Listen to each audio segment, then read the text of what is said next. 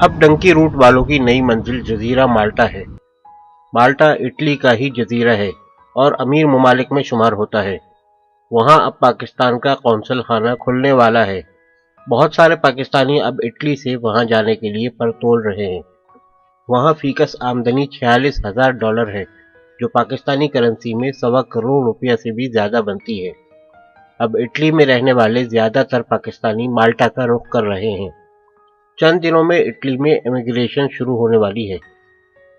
यही वजह है कि आए दिन किश्तियों में नौजवान लड़कों और लड़कियों का मौत का सफर जारी है। इसी जल्द खुलने वाली इमिग्रेशन की वजह से लोग धड़ाधड़ इटली का रुख कर रहे हैं। इनमें से कुछ लवली जैसे खुशनसीब वहां पहुंच जाते हैं और कुछ बहीरा रूम के पानियों में डूब जाते हैं। मर्द और औरतें किश्तियों के जरिए वहां पहुंचने के लिए बेमौत मर रहे हैं। लवली का कहना है कि अब हमारा रुख माल्टा की तरफ है। ये सिसिली के साथ बहीरा रूम के 3 जजीरों गोजू, कमीनो और माल्टा पर मुश्तमिल है। माल्टा सबसे बड़ा जजीरा है।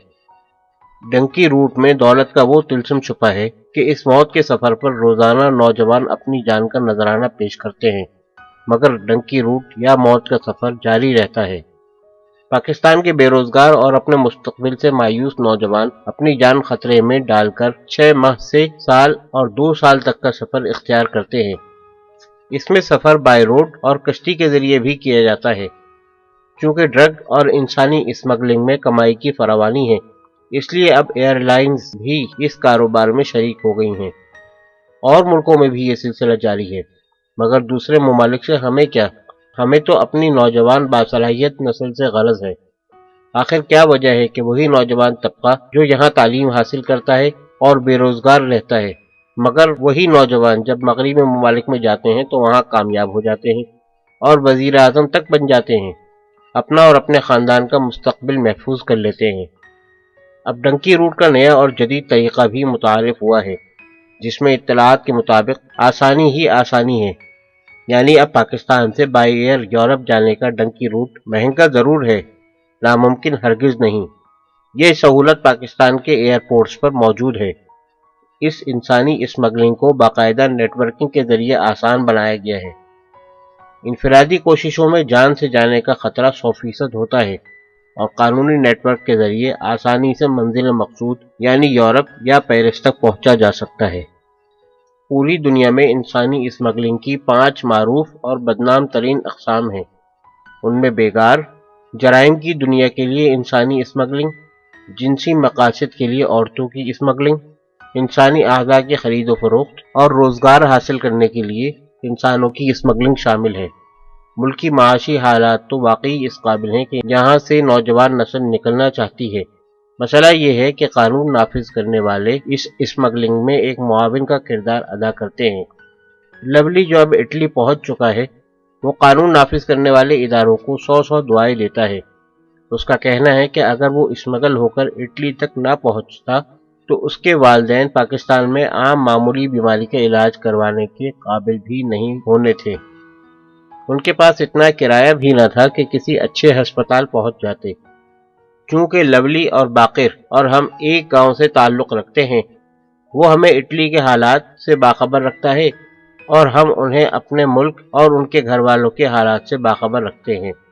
अब लवली ने कह दिया है कि उसे उसके घर वालों के हालात बताने की ज़रूरत नहीं। उसके वालिदैन अच्छी खुराक खाते हैं और बीमारी की सूरत में डॉक्टर उसके घर आकर दवा दारू ले जाता है। उसका कहना है कि उसका छोटा भाई अब कॉलेज जाने लगा है। उसने एक कार भी खरीद ली है और अब हम नया घर बनाने का भी सोच रहे हैं। उसका कहना है कि वो अब इटली से माल्टा जाने का प्रोग्राम बना रहा है। सराय और खुद नेपरा के चेयरमैन के मुताबिक इस 21वीं सदी में भी अपने मुल्क की 5 करोड़ की आबादी बिजली जैसी सहूलत से दूर है। तालीम, रोजगार और सेहत के मसाइल तो दूर की बात है। ये भी इत्तलात हैं कि बलूचिस्तान के दारुल खिलाफा की 2 आबादियों जबल नूर और मूसा कॉलोनी में इंसानों की स्मगलिंग की मंडियां कायम हैं। यहाँ बाकायदा फ्रूट मंडी की तरह आम इंसानों की बोली लगती है। पंजाब, बलूचिस्तान और सिंध के रहने वालों से 5,000 की रकम वसूल की जाती है और इन्हें ईरान के बॉर्डर तक पहुंचाया जाता है।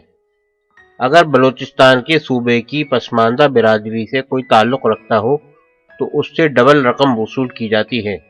वहाँ कानून नाफिज करने वाले इदारों की नाक तले ये सारा कानूनी कारोबार होता है। इस रुस्वाकुन मरहले से गुजरने के बाद इस तरह के दर्जनों मकाम आते हैं। यहाँ तजलील भी की जाती है और मारा पीटा भी जाता है। रास्ते में बॉर्डर फोर्स से पहले स्मगलिंग करने वाले गिरोहों के हाथों भी हलाकत कोई अनहोनी बात नहीं। हमने कहा, लवली तू कितना समझदार हो गया है।